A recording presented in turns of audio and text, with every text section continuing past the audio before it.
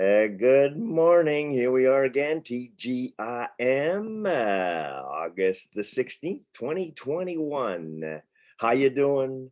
Football is back. You guys starting to watch the games, preseason albeit. A lot of stuff is happening as these teams all prepare for their oncoming season.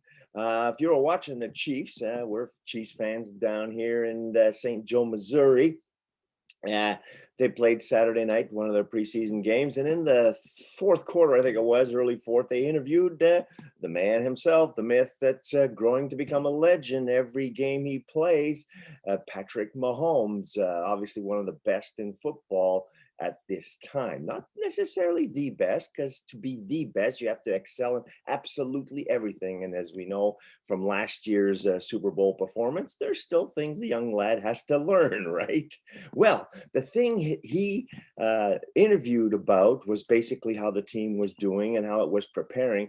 And do you know, if you can find that interview, I would believe that he said the word communicate or communication no less than 20 times in the few minutes that he spoke, meaning that they were focusing as much, if not even more, on their game about how they are communicating and how they will continue to evolve their communication throughout the season, not only in the office rooms, the classrooms where they learn all the plays and how they communicate through that, but during the pregame talks, in the huddles, on the field, after a play.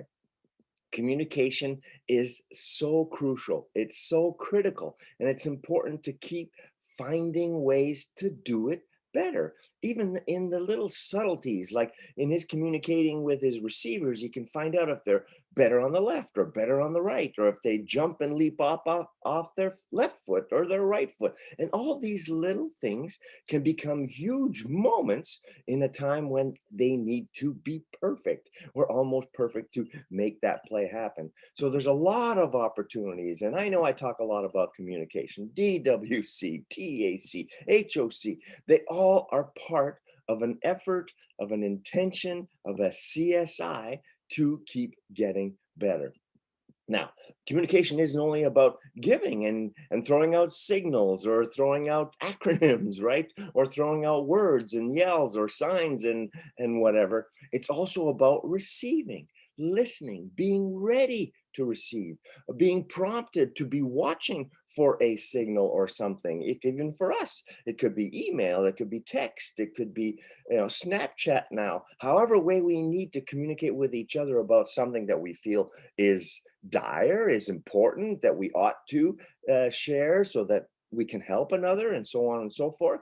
That each of us also on the team must also be ready and willing and watching for a signal, for a communication, because it is a two-way street. We have two ears to listen, we have one mouth to speak. Obviously, we got 10 fingers to text and receive, but it is a two-way street. The key is to have the common purpose, to have the common vision, which again, they too are working on. Obviously, it's the Super Bowl, it's the Lombardi Trophy, but it also has to have all the little steps to get to that outcome, to get to that end. So have the purpose, define it clearly, and then communicate, communicate, communicate. You just cannot really over communicate. May sound repetitious at times, but if the intention is right and you know it's for the greater good, doesn't matter. Tell me again. Just make sure I remember. Make sure I know. Tell me again. It ain't going to bother me. It ought not bother any of us if we are in it to win it. Right? Hopefully the Chiefs can do it this year if you're a Chiefs fan. If not, I hope your team can do it. And if they can practice, I believe, communication towards synergia, I believe they can. And you will. And we will all have fun because we are. God bless you. So, have an awesome day. Have an awesome week. Hope you can put this all together to just enjoy life and live it fully, to be, to do, to have, and to give all that we possibly can. Have a great one. Cheers.